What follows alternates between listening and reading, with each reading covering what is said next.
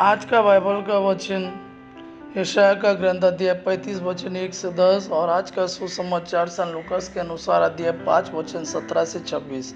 यशायाह का ग्रंथ अध्याय 35 वचन 1 से 10। मरुस्थल और निर्जल प्रदेश आनंद मनाए, उजाड़ भूमि हर्षित होकर फले फूले, वह कुमुदिनी की तरह खिल उठे, वह उल्लास और आनंद के गीत गाए। उसे लेबनोन का गौरव दिया गया है, कर्मेल तथा शारोन की शोभा। लोग प्रभु की महिमा तथा हमारे ईश्वर के प्रताप के दर्शन करेंगे।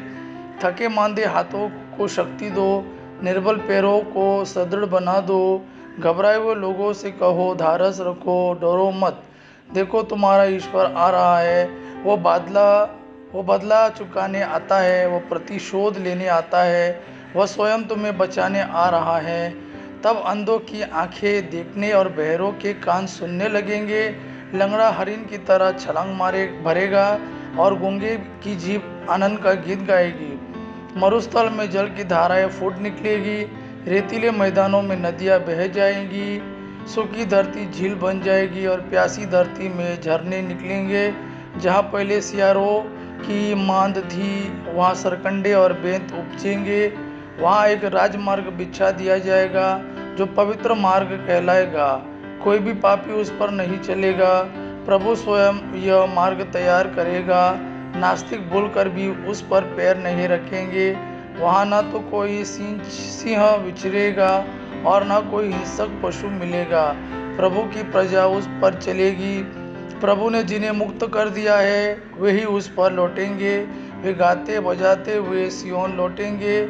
उनके मुख पर अपार आनंद खिल उठेगा। वे हर्ष और उल्लास के साथ लौटेंगे। दुख और विलाप का अंत हो जाएगा।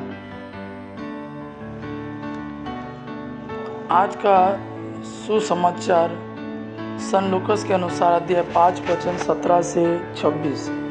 और एक दिन ऐसा हुआ कि वह उपदेश दे रहा था और फरीसी और व्यवस्थापक वहाँ बैठे हुए थे, जो गलील और यहूदिया के हर एक गांव से और यरूशलेम से आए थे, और चंगा करने के लिए प्रभु की सामर्थ्य उसके साथ थी। और देखो, कई लोग एक मनुष्य को जो झोले का मारा हुआ था खाट पर लाए, और वे उसे भीतर ले जाने और यीशु के सामने रखने का उपाय ढूंढ रहे थे।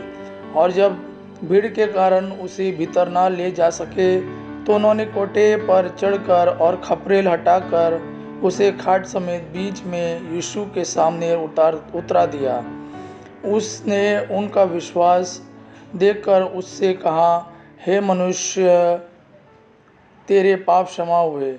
तब शास्त्री और फरीसी विवाद करने लगे कि यह कौन है जो परमेश्वर की निंदा करता है। परमेश्वर को छोड़ कौन पापों की क्षमा कर सकता है।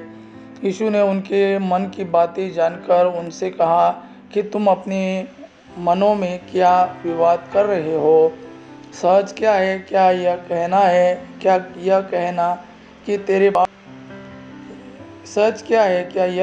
कि तेरे पाप क्षमा हुए, या यह कहना कि उठ और चल फिर? परंतु इसलिए कि तुम जानो कि मनुष्य के पुत्रों को पृथ्वी पर पाप क्षमा करने का भी अधिकार है।